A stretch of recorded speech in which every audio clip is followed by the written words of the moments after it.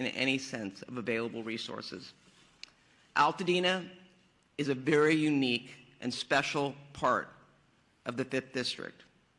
It is a community that embodies the spirit of a big, small town, a community full of rich culture, history, and one that passionately supports the small businesses that drive its economy in the community.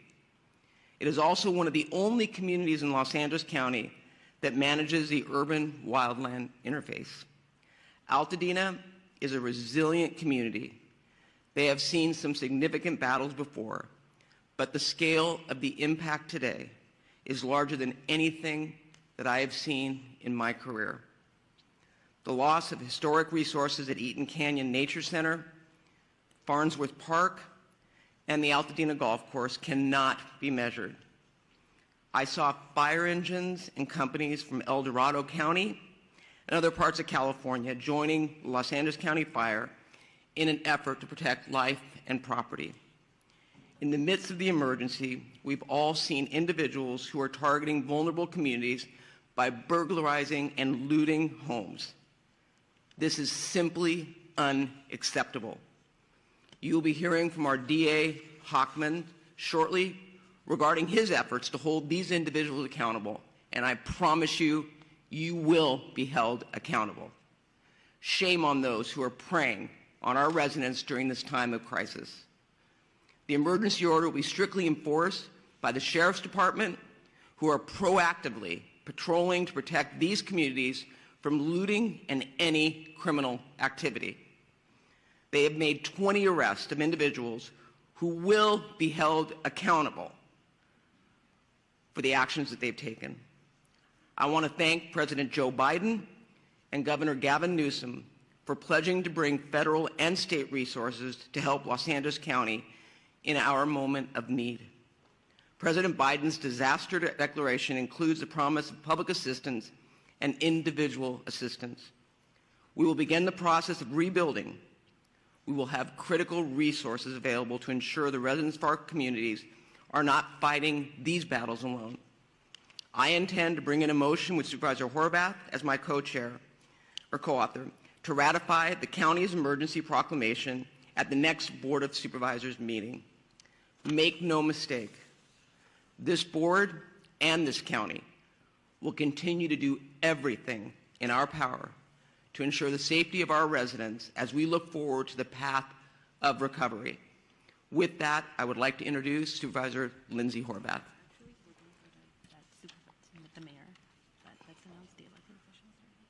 Okay, so who are we going to? Mayor Bass. I'd like to introduce LA City Mayor Bass. Thank you, Supervisor. One voice, that is the way we speak, and that is the way we stand here united. Los Angeles will stand united and stand strong.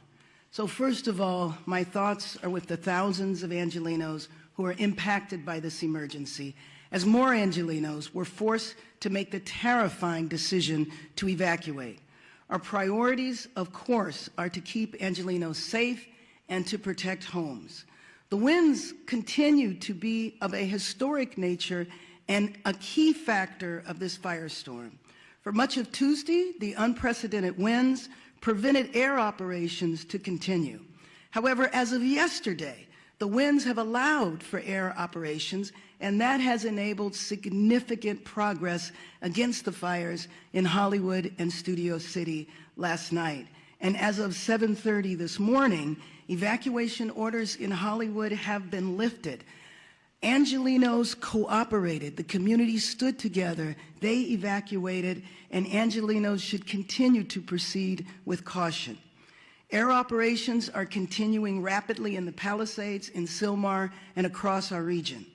We continue to see our heroes from our LA firefighters and from personnel, families, neighbors from across the county and the state.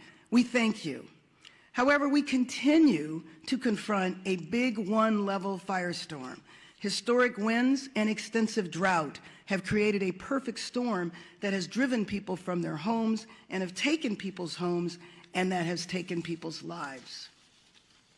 I've been in the fire zones, and you can see how fast and devastating these wind-driven fires are. I know people from all over the nation are asking how they can help. So here are two essential ways. First of all, support the California Community Foundation Wildlife Recovery Fund at calfund.org, and support the Los Angeles Fire Department Foundation at supportlafd.org. And in addition to shelters, Airbnb is offering free temporary housing. Go to 211la.org for more information. This, as we know, is a regional crisis. So working together is the only way we will get through this. That's why I've been in constant contact with my colleagues at the county, state, and federal level. President Biden, Governor Newsom have assured us of full state and federal support. And of course, County Chair Barger and I are fully coordinated, as I am with all of the local elected officials. And our fire departments, police departments, utilities, and other critical agencies are coordinated as well. We have pre-deployed, we are executing a strategy, and we are adapting to conditions on the ground in real time. This is absolutely an unprecedented historic firestorm, but we are all hands on deck. We need to continue to cooperate. We need to evacuate when asked to do so. We need to help others, help our neighbors. And first and foremost, we need to stay united. We need to stay strong. A united LA is the way we will recover, is the way we rebuild our communities. And with that, I believe I am introducing Supervisor Lindsey Horvath.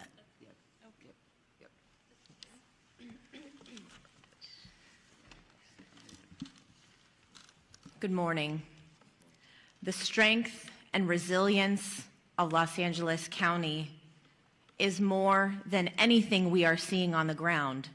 I know this because of the relentless fight that our first responders, our firefighters, our law enforcement officials are putting forward, giving it everything they've got to take on each of these fires throughout the region. That being said, this is testing even the strongest among us. Last night, I personally received an alert from Nixle that I too was under evacuation warning, and I was put in the shoes of tens of thousands of Angelenos who have been facing this from the moment the fires broke out. No one should have to choose which priceless memento they're going to take with them or leave behind in order to stay safe, for their families to stay safe, for their communities to be safe. I've heard from so many community members about the pricelessness of the community centers, the faith centers. I know that in the Palisades alone, there are more than 20,000 Jewish community members, and I was contacted by the Jewish Federation and the work that they are doing throughout the region to support the Jewish community. We've heard with the Eaton fire, the loss of so many faith centers throughout the Palisades fire, and so much more. These are not just structures. These are places where people have made lasting memories, memories they will hold on to. But as they look at their community now, their hearts break, and we are in mourning with them.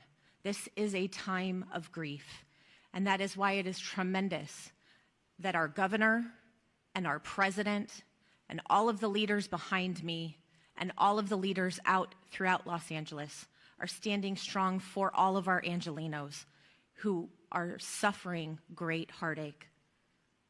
The Pacific Palisades has suffered immense loss, and my heart goes out to all of the residents who are continuing to try to understand what is left of their homes. In the Topanga Canyon, I've been speaking with residents throughout the night, and I know that One Topanga and TSEP have been in constant communication with those on the ground, and we are in communication with them to ensure that we are supporting Topangans on the ground. I know there's this morning a fire active behind the lumber yard, and the chief has personally deployed resources to ensure that we are actively fighting the fires in Topanga. Topanga Canyon is a treasure, and we are fighting to protect it. Sunset Mesa, when you look at what is left, is heartbreaking. The community members of Malibu and Santa Monica, which last night declared a curfew because of the tragedy that they're experiencing on top of the fire, people trying to take advantage of this crisis. It's absolutely unacceptable, and we will all stand together to keep each and every neighborhood safe. The Hollywood Hills, my heart broke with you last night. I am grateful for the swift work and the aerial assault that took place in order to protect our Hollywood Hills quickly. When you saw a home go up in flames in Studio City, you wondered if that was going to be the next outburst. The residents of Studio City, we stand with you. And in Sylmar, we have at least achieved some containment of the Hearst fire, but we have a long way to go, and we are watching and standing with you. This is a moment where we will share detailed updates, but we will not forget that behind each of these updates is a person who deserves our support. With that, gas shutoffs continue to affect more than 15,000 people in Malibu from Brentwood Country Club to Pepperdine. A boil water advisory remains in effect for the Sunset Mesa community from Topanga Beach and Coastline Drive to the south on Shore Heights Drive on the north, and Topanga Canyon to Carbon Canyon Road in Malibu, including communities of Big Rock and Carbon Mesa. Metro fares remain suspended today thanks to the leadership of Metro Board Chair Hahn and our CEO Stephanie Wiggins. If you have essential travel today, please do so safely away from the areas of the evacuation orders. If you do not have essential travel, please remain indoors. For the latest updates and service impacts, you can go to alerts.metro.net. LA County Assessor Jeffrey Prang has shared property tax installment deferral applications, misfortune, calamity, damage reassessment applications, and disaster relief FAQ for property owners affected by the fires at assessor.lacounty.gov. All LAUSD schools and Santa Monica Malibu Unified School District schools in the 3rd District are closed. With that, mental health supports are available through the county's Department of Mental Health. You can call 800-854-7771. Please use this resource. We know you are experiencing traumatic pain, and we want to do our best to help start healing. Thank you for the outpouring of support from across the county and across the country. Emergency Network LA is coordinating volunteers and support through enla.org. Our county is doing everything possible to respond to these fires until they are contained. And as Chair Barger referenced, today is a day of mourning. And in the words of former President Carter, our faith calls us to do all that we can, wherever we can, with all we can. And in this spirit, indeed in this moment calls us to do the same. Thank you. Next, I'd like to welcome LA County Fire Chief Anthony Marrone. So good morning. Thank you, Supervisor Horvath. I will be providing an Eaton Fire update in addition to a Region 1 update. The Eaton Fire remains estimated to be 10,600 acres, and growth has been significantly stopped. And we have 0% containment. We have over 879 firefighting personnel assigned, and mutual aid resources continue to arrive to assist with this firefight. From this point forward, incident fatality information and reporting will be the responsibility of the Los Angeles County Sheriff's Department. We have several reported injuries and over 1,000 structures damaged and destroyed. The cause of the fire remains unknown, and it continues to be under active investigation. As I stated yesterday, as soon as a cause is determined, we will advise the media. The Lydia fire that started yesterday in Acton has been 40% contained and forward progress has been stopped. It is limited to 348 acres. The number of resources assigned to this fire siege event has increased significantly, and we have a much better posture than we did on Tuesday and Wednesday.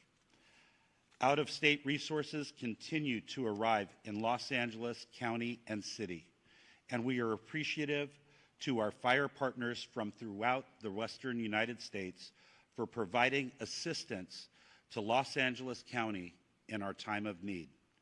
Regarding the current red flag warning, the National Weather Service predicts the warning will remain in effect for Los Angeles County and the majority of Ventura County through Friday. I would like to also acknowledge the presence of Dr. Lori Marrone from the U.S. Fire Administration, who flew out with her team from Washington, D.C. last night to be with Fire Chief Crowley and I so they could witness firsthand the challenges and the devastation that have resulted. Lastly, I want to acknowledge the tireless efforts of my LA County Fire Department personnel, both on the front lines and those behind the scenes, who continuously place themselves in harm's way to protect residents and property in our great county of Los Angeles. Thank you for always being there, and continue to be safe as they take care of themselves, those around them, and the people we serve and protect. Thank you, and I'd now like to invite up Fire Chief Kristin Crowley of the Los Angeles Fire Department.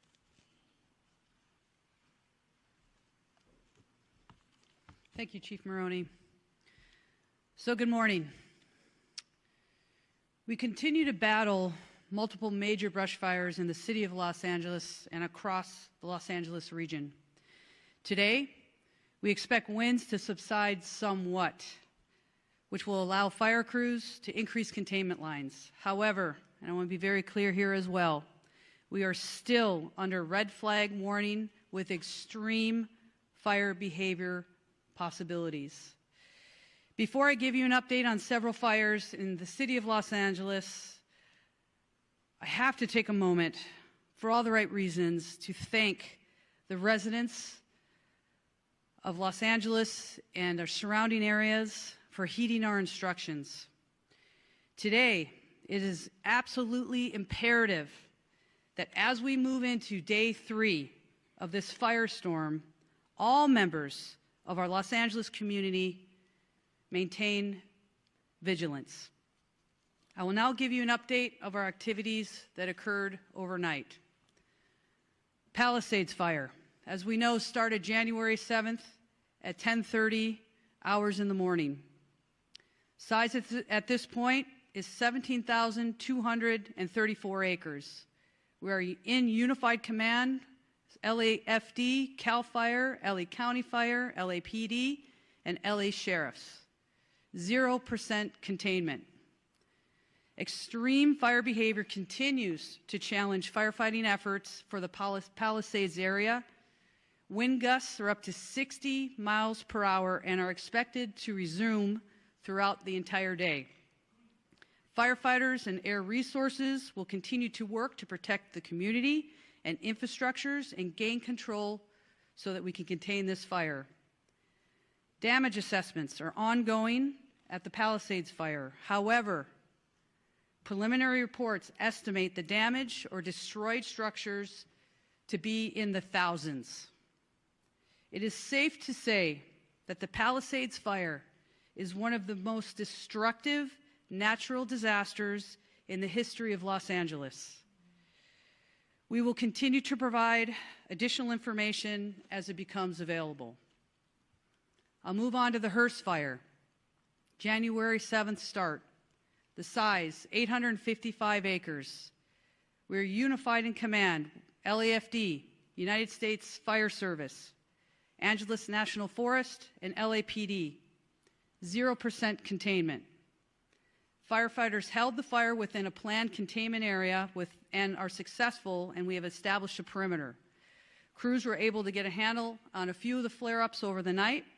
We will continue to strengthen our containment lines and create a number of dozer lines to minimize the fire growth. Next, Woodley Fire started on January 8th. The size, 30 acres. Containment, fully contained, and we are using fire patrols to monitor the area for any flare-ups. The fire has been declared as a knockdown, and there are no current threats. Next, the Sunset Fire, which is in the Runyon Canyon area, started last night, January 8th. Size, 42.8 acres. Forward progress, I'm very glad to share with everybody, was stopped, and the crews are working to put out spot fires within the perimeters and to keep the wind from spreading any additional embers. As of 7:30 this morning, all evacuation orders have been lifted. This fire was rapidly and aggressively attacked by using coordinated air and ground fire suppression efforts. Residents heeded our timely evacuation orders. More information to come on that.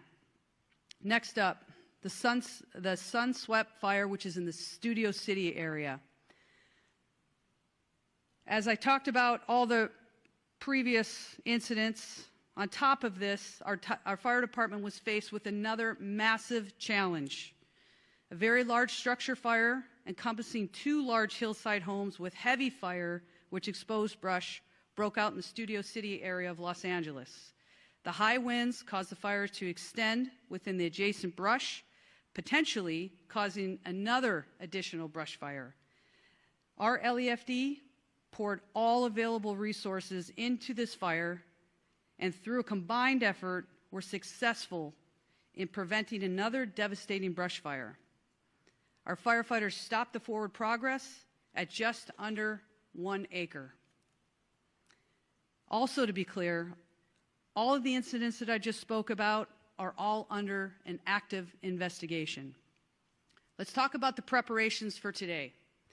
The LAFD continues to augment and recall all of our firefighters to fill every single available seat on every single available apparatus within the city of Los Angeles. Firefighters continue to move into the Southern California region from across the western region of the United States, and we are very, very grateful for any assistance that we are receiving. Weather conditions are beginning to turn favorably, which will allow us to increase our containment lines. Again, our primary focus remains on impacting and affecting rescues and saving lives while protecting property. The multiple incidents across the city and the region continue to tax our firefighters. However, rest assured that every single firefighter, first responder, law enforcement officer across the region remains 100% committed to protecting our communities. Here's your call to action. Stay informed with trusted news and official updates. Be prepared to evacuate if you live near a wildland area. Follow all evacuation warnings and orders without delay. We also ask the public to stay off the roadways and away from any impacted areas, which we want to make sure there's zero room for any other issues when it comes to delays for our firefighters, first responders to get to where we need to go. I want to take just a moment to thank every single Los Angeles resident who's been impacted by this for staying vigilant, supporting our first responders, and helping your neighbors. Thank you to Mayor Bass, our city leadership, everybody that is here. As you can see, we stand with every single community member, business, anybody that's been negatively impacted by all of these incidents. We stand with you. We're going to remain strong with you as well. And I tell you, we're throwing everything at this that we possibly can, and we're going to move through this and continue to support one another. With that, I will go ahead and introduce our next speaker, which is Sheriff Luna. Sir? Good morning, Robert Luna, the Sheriff of Los Angeles County. Currently, we have well over 400 sheriff's personnel that are still actively deployed to the fires, in addition to our normal staffing for patrol-related functions throughout the county of Los Angeles. Deputies continue to assist our residents with evacuations. They are performing a lot of humanitarian missions. So many stories to share, don't have time right now.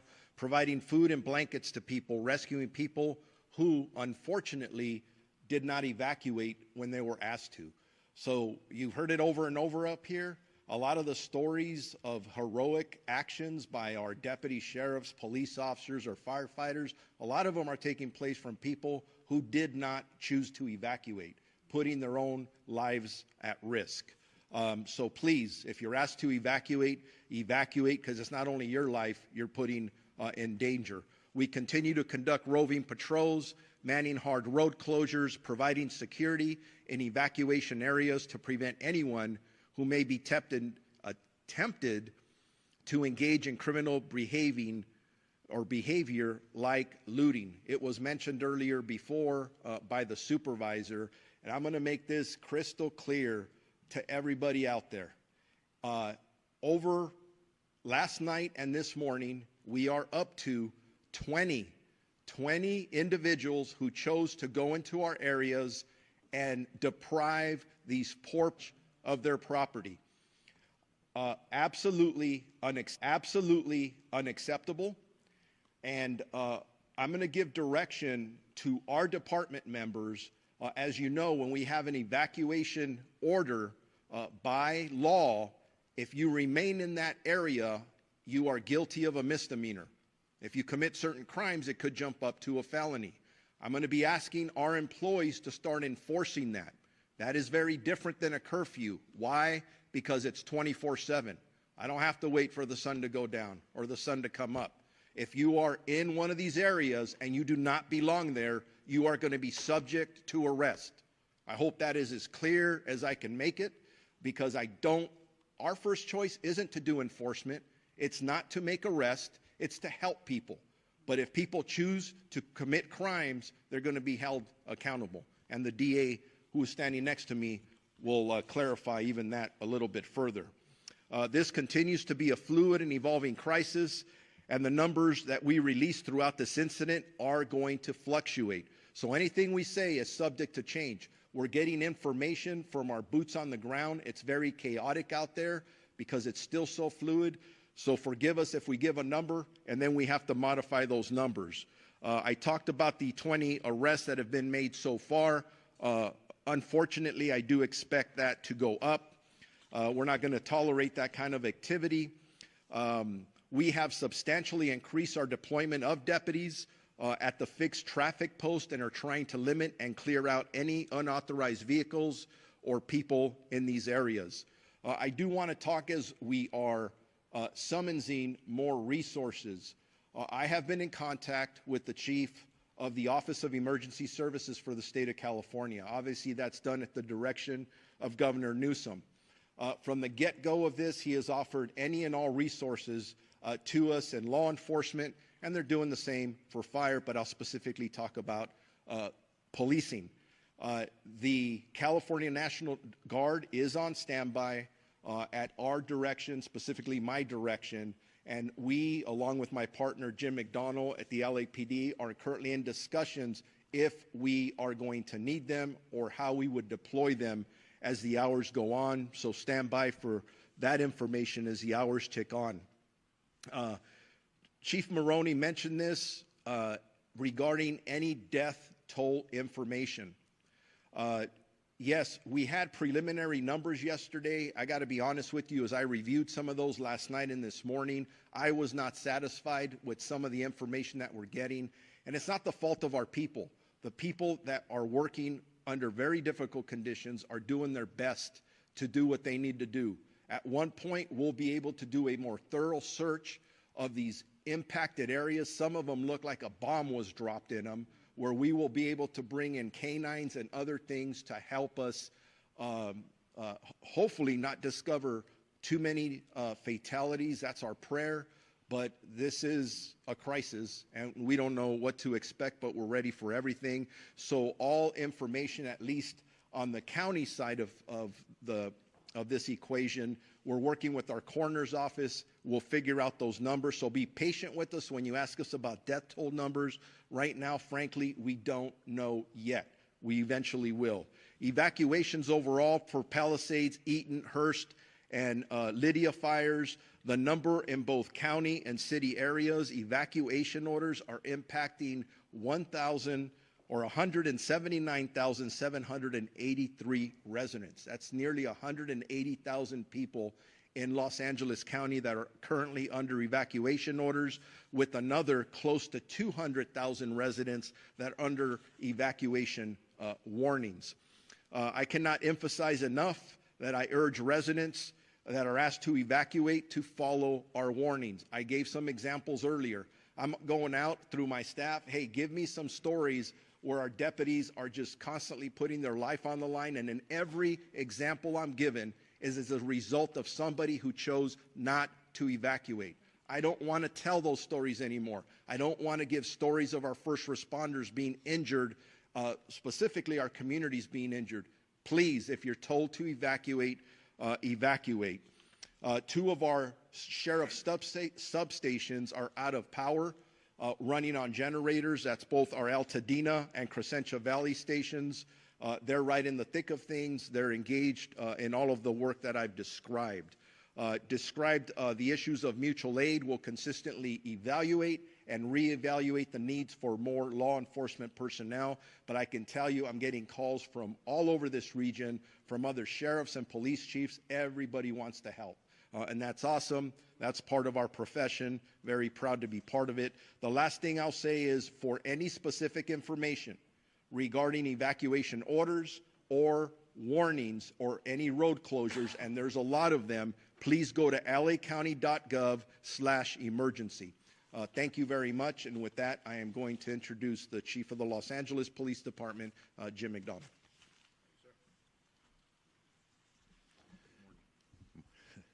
Morning, and I'll start off with a sincere thank you to all who have cooperated and supported the first responders and others who've been out there doing the best they can to make this as manageable as it can be. We're still on full tactical alert at the LAPD in support of our fire partners to be able to accomplish their mission. We're assisting with safety as well as the evacuation sites. You heard the sheriff quote the numbers of people who are out there using those. And again, we want to provide every level of safety we can for those involved in that effort. We've been joined by our Port Police and Los Angeles World Airport Police partners as part of the city family in doing the jobs that we're doing as we move forward today. But I want to thank our team.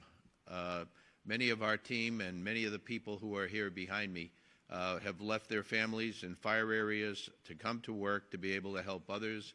We've had a large number of people who have been evacuated, a large number of people in this group here who either family or friends have lost their own homes and lost everything they own and are dealing with taking care of young families at the same time while they're trying to balance the needs of work with the needs and responsibilities of family. We truly are all in this together, and we have to look at it that way as we move forward. The advice I would give is consistent with what you've heard. The air is not healthy for people who are challenged from a respiratory standpoint. So if you don't have to come into an area that's so impacted, please don't. Traffic, we're trying to maintain ingress and egress to our emergency areas for first responders in particular. We had, as you heard, people coming in still from other states to be able to help in the fire suppression effort, and we need them to be able to get in and be able to do what they need to do as easily as possible. The evacuations, they will probably still continue as the winds pick up. So we want to be able to do that as effectively as we can. Again, I said thank you for the cooperation, but I ask for additional cooperation should the need arise as we move forward. This is anything but predictable. We're thankful for the wind conditions we have now and the ability for our fire partners to try and make up for lost time, to be able to put containment around several of our burn areas and to be able to move forward on that. But again, I just want to say that you've heard from, and you'll hear in a minute from the DA, but from the sheriff about our crime suppression efforts. For those who want to take advantage of others, we're there. We're going to be there, and we're going to be working to hold you accountable for what you're doing in that regard. But as this runs its course, fatigue will certainly become a significant factor for those who are both directly involved in the operation as well as members of our community. So again, we are very thankful for the people who are doing this on all of our behalf, but we need to stick together. We need to support each other. And this is a thing where morale is a big deal for both the community and all of our folks. So take care of each other out there, and let's do the best we can. Thank you.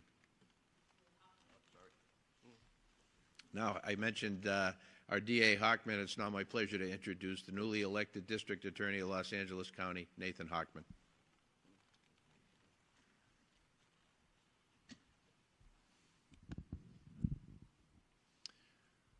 Yesterday, I bore witness by walking and driving through Pacific Palisades.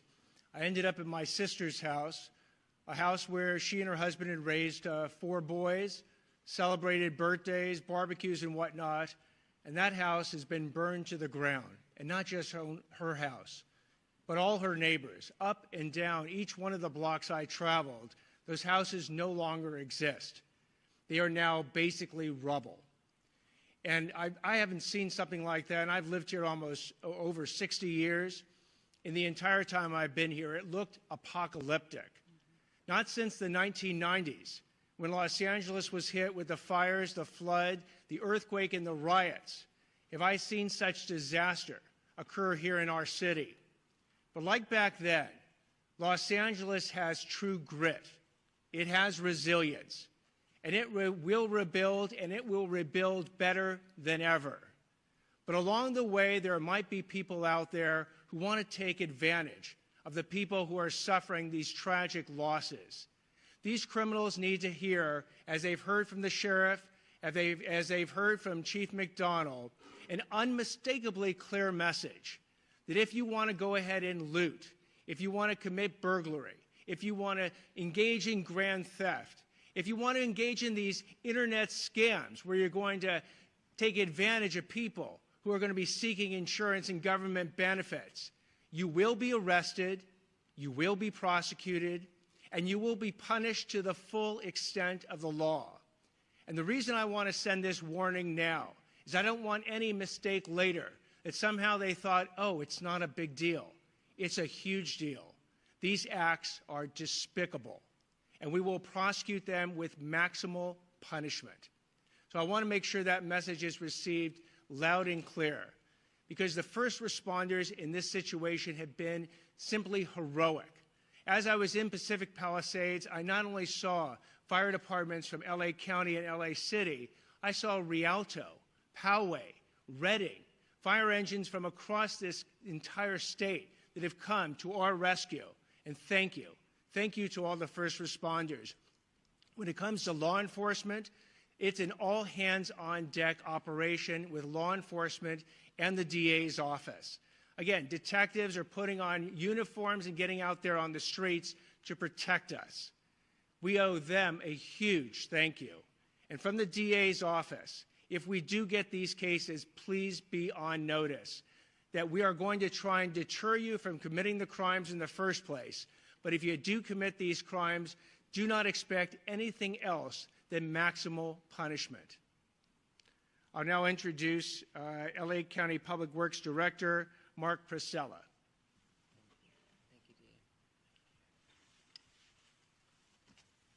Good morning. As was stated, my name is Mark Pestrella. I'm the Director of the Los Angeles County Public Works Agency. First I want to say my heart, of course, goes out to everyone affected by the devastating event. I personally toured many of the areas yesterday and met with residents, and as everyone here has described, it's an absolute tragedy, including the life safety support system, our infrastructure that has been destroyed that supports life in these communities. I know from personal experience that feeling a loss from a wildfire, and I have tremendous respect for our firefighters and other first responders, our police force, the Sheriff's Department for the work they are currently doing. In fact, our current mission, which has been going 24/7 for 3 days now, is to support our fire department and our Sheriff's Department and the local PDs in their efforts to save lives. That is our #1 mission right now and what we are currently continuing to do, unfortunately, as this event is still active. We are also focusing on the inevitable recovery and repopulation of the areas that we will build back and build back strong.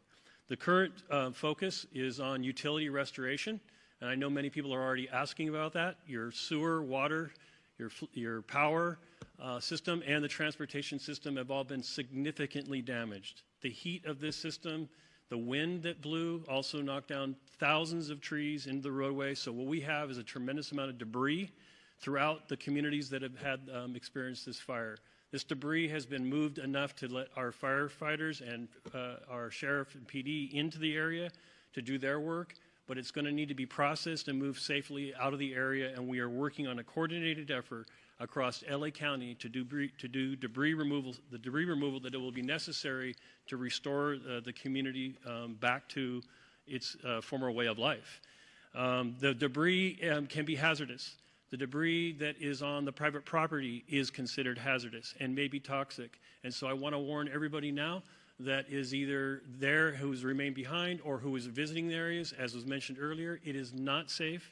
It is not safe to touch the debris. It is not safe to remove the debris yourselves. There is a process for that, and we will be mobilizing with the City of Los Angeles to provide a health review of every property and make sure that when we move that debris, that it's done in a way that's safe and safe for you and for the other residents who remain behind in the area. We are also working on water supply system. The water supply system currently is still supplying fire suppression. Last night we got to see the wonderful use of our reservoirs, the city's reservoirs and our reservoirs, to take water from the reservoirs and actually use firefighting event aerial attacks to the system. You saw what a difference that made in the firefight last night, and those reservoirs are full and continue to be ready and at the disposal of our firefighting friends.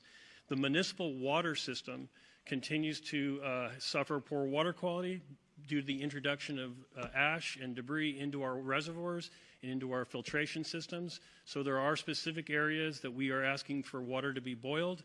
I would just say with all caution, anyone who's remained behind, if there is any residence in your area that is burned to the ground and you are still there, you should just go ahead and boil water. We will be actively coming to communities in the next day, within this day or next day, delivering water, domestic water to people who remain in the fire zone area. LA County will be coordinating that effort, not only for the District 29, but also we'll be working with the City of LA to deliver water to residents who've remained behind or who again have partial damage and are maybe staying in their homes. I want to again just mention that a firefight with multiple fire hydrants drawing water from municipal water systems for several hours is just not sustainable. That's why the air support is so important.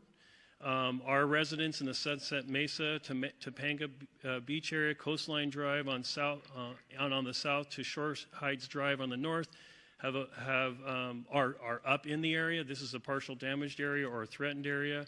The Topanga Canyon Road, the Carbon Canyon Road Mesa as well is another area that's threatened.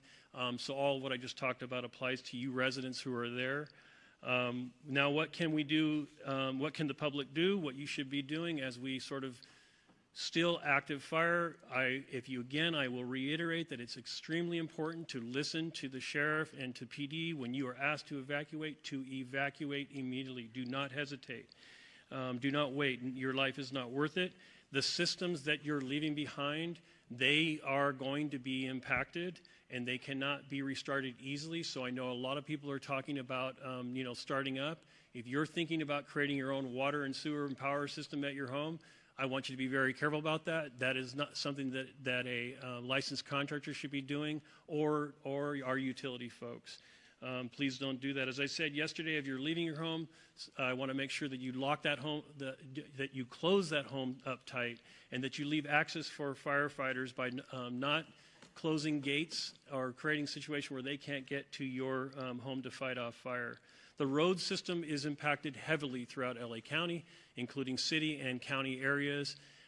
There are multiple, in fact, hundreds of stop signals that are currently flashing red. I want to remind everybody that you treat that as a stop sign and you stop for that flashing. And if you come to a barricade, you need to turn around because those streets are closed for the purpose of recovery and not for looky-loos. Please do not argue with the sheriffs that are there or the PD. If the road is closed, there's a good reason for it. It's because it's not safe for you to be in that area. And that safety includes the debris that I was talking about. Trees down, potholes, road systems destroyed, There could be breaks in the roadway that could cause major damage to your vehicle. So I'm asking that you comply with all road closures until further notice. We are available as a 24/7 agency. You can reach our department at 1-800-675-HELP. We do need every citizen. There's something else you can do. If you see something, please tell us about it. Whether it's a gas leak, whether it's a utility line down, if it's a signal that's not malfunctioning, if it's a sewer system leak, any of those things that keep our life safety system going, we need to know about them so we can catalog them and get to them. Please know, and I do need to mention that all of the utility workers, not just my folks at LA County Public Works, but the folks at the City of Los Angeles, the folks at the Southern California Edison, the gas company, we are all coordinating with each other to restore your systems. And our folks are all working 24/7. There are many heroic stories, like the sheriff and fire have, of our utility folks out in the middle of the night, 24/7, getting those systems back up into place. And I want to thank all of the utility workers who are out there doing their job, who are not going home to family at night. They are actually working 24/7 as well. With that, I want to introduce the CEO and Chief Engineer of the Department of Water Power, Janisse Quinones.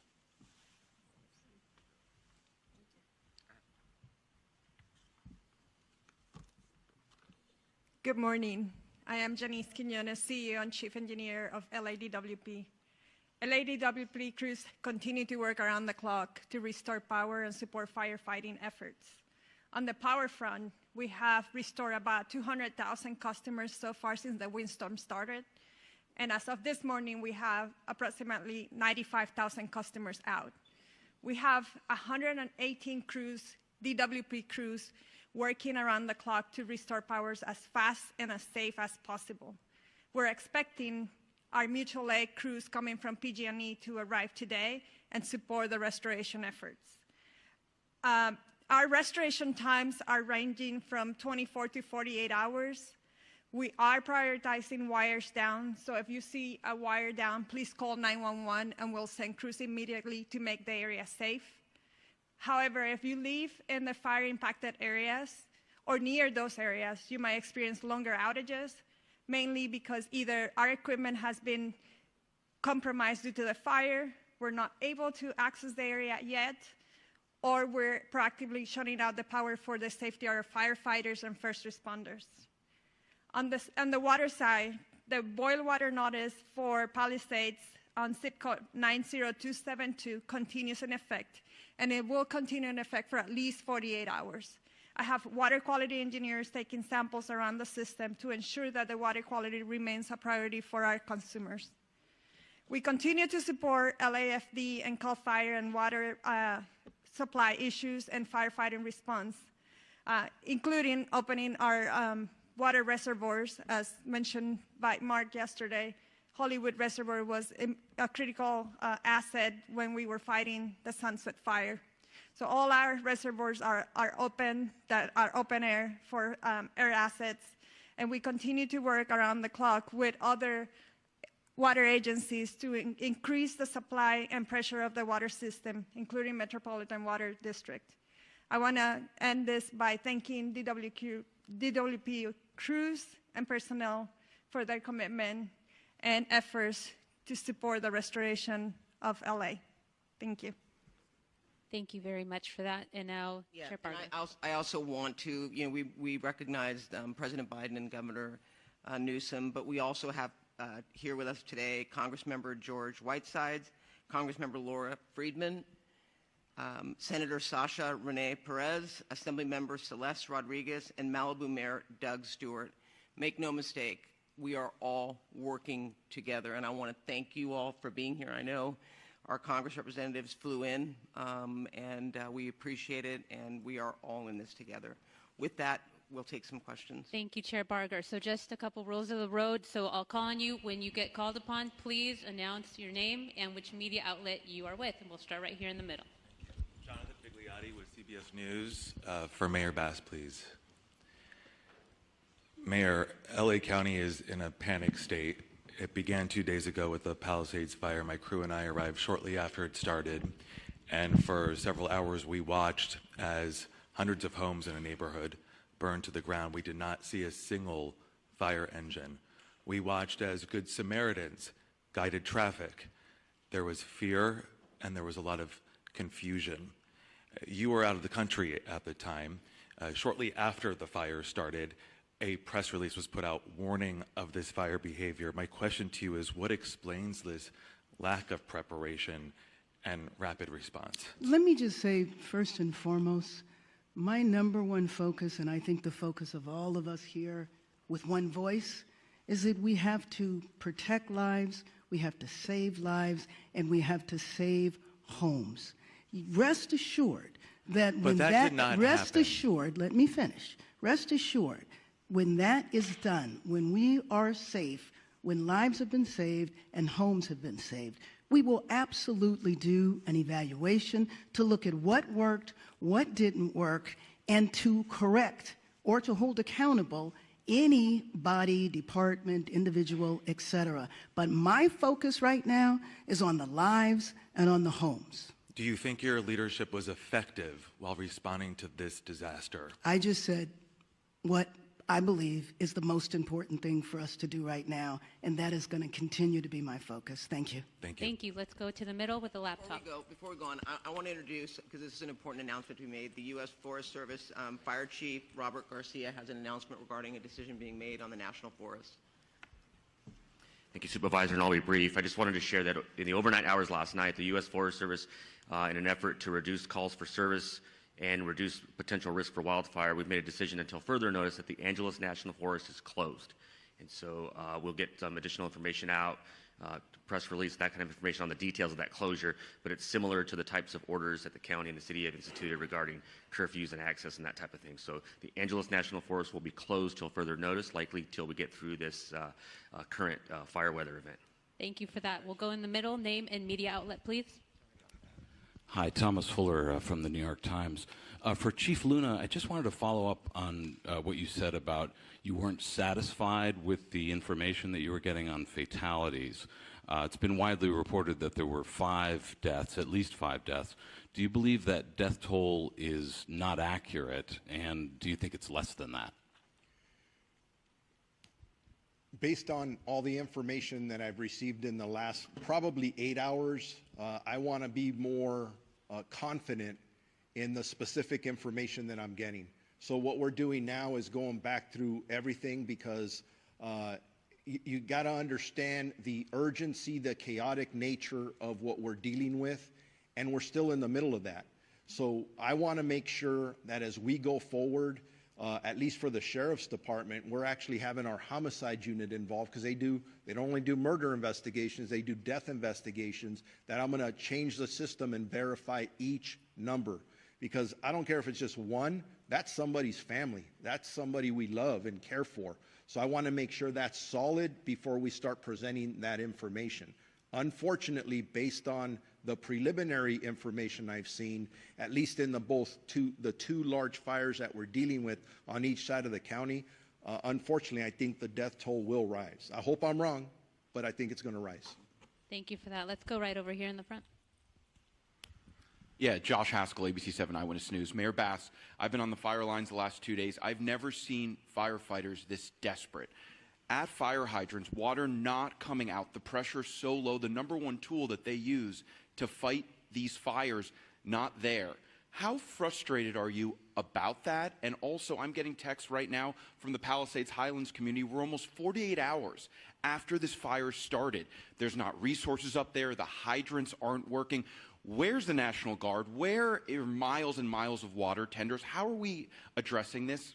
Well, Your reaction. First of all, you asked me, was I frustrated by this? Of course, because we all know that this has been an unprecedented event.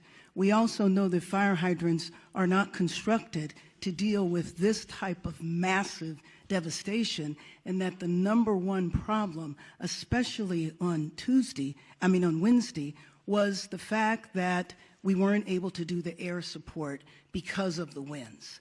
And so, of course, I am absolutely frustrated by that. I am not sure that is correct, that there are no resources up there, but rest assured, as soon as we are done here, I will follow up on that. But those homes, the first day and a half there were homes up there that had been protected by the fire. And then I went up there yesterday, and there were That had lots been of protected?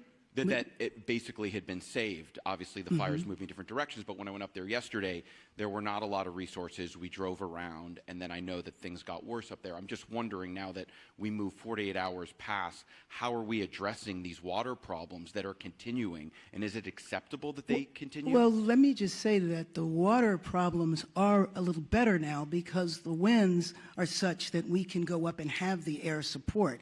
And you know that that was the reason that the devastation was so bad, the unprecedented wind, the strength of the wind, and the fact that the air support could not go up. And if Chief Crowley wants to talk to this, there have been many fires before where air support is not available, and we depend upon these ground resources and crews. Was there a plan in place for that, and did the resources get here quickly enough? Because and talk about an update to air support today. Right. So thank you for that question. As we know, and you heard all of the incidents that are occurring at this point. Palisades was the first brush fire that we were attacking at that moment. You talk about specific pre-deploying. We put resources in place, pre-deploying, knowing that the winds were coming. With that, when the fire did light and take off, rapid response. Very dynamic situation.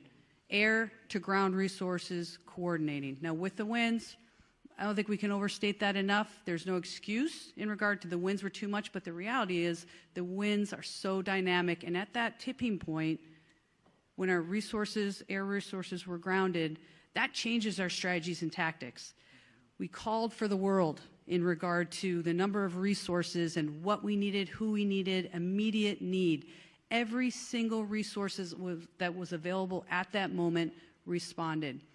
You talked about 48 hours later, where are we now, right?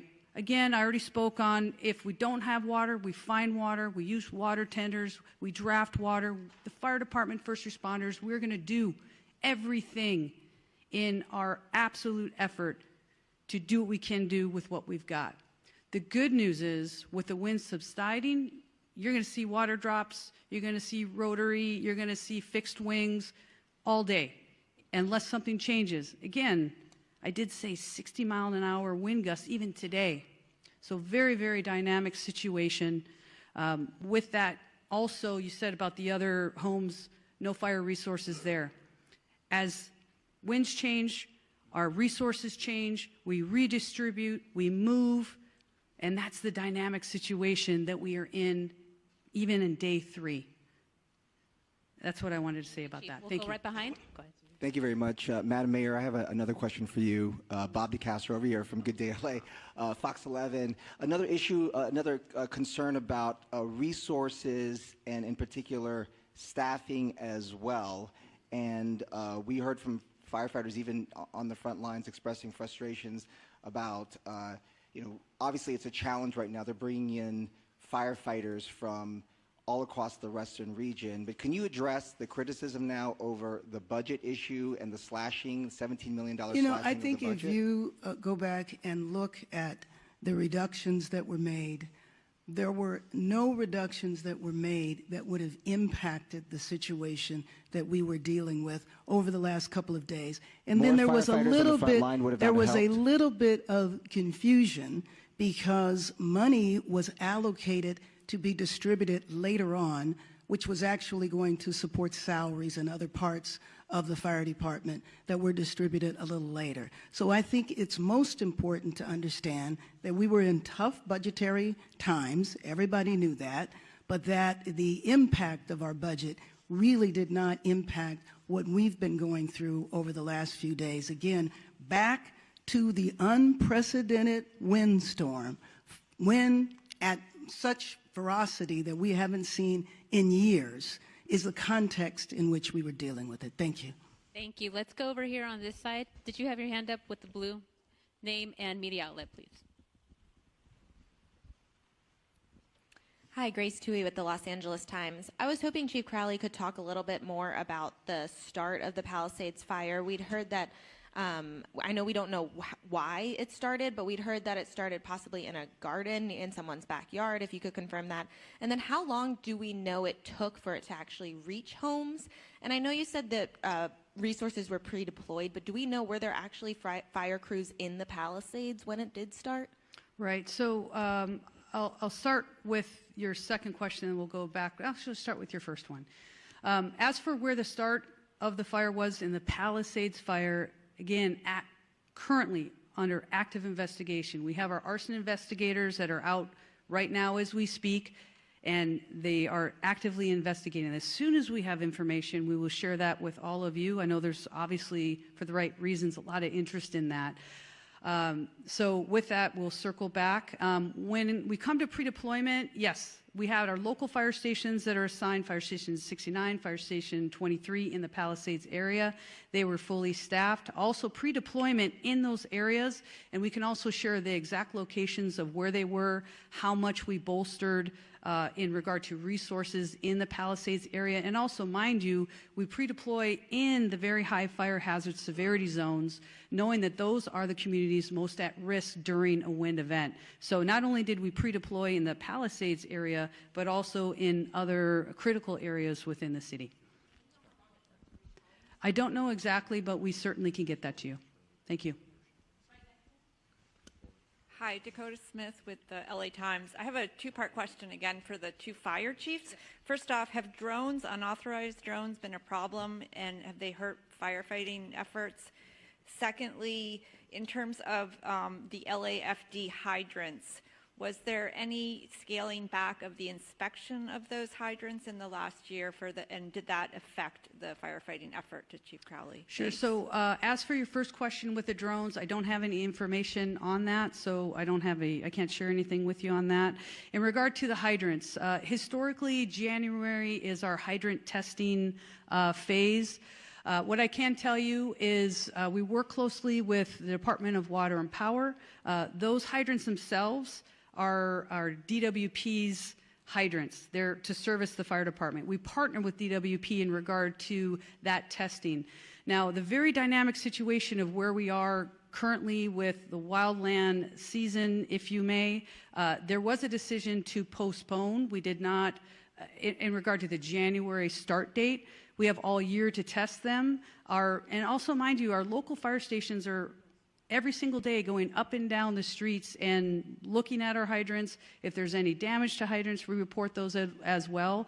We were just kicking off that time frame of the beginning of the year when we normally would. What we did was postpone that until, because of the call volume that we're dealing with, and we're working closely with DWP at that point. I don't think it negatively impacted our abilities in this specific area. Thank you. Thank you. In the third row there. David Zahnizer with the Los Angeles Times. I have a two-part budget question. My first part is, can you talk about the reserve fund? Last year, there was a lot of concern that